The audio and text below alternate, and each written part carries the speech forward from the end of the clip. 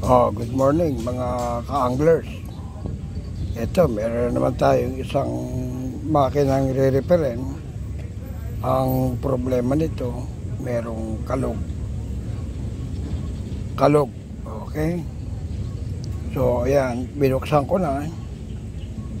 At ito, nakakabit doon. Sa butas na yun, doon nakalagay ito. At ang nakapasok dito ay ito.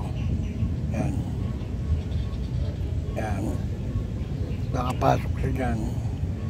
Tingnan nyo mabuti. May kalog yan. Ayan may kalog. Kaya pag inikot yung handle, inilagay yung handle dito. At inikot mo, meron yung kalog. Diba?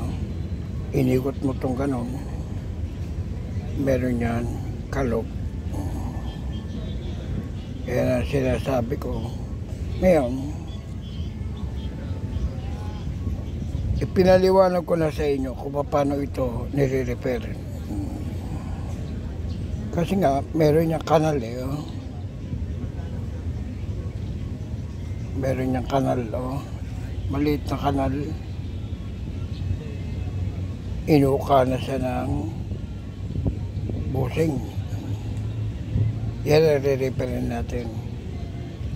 Okay. Dito na lang muna. Re-repairin natin yan.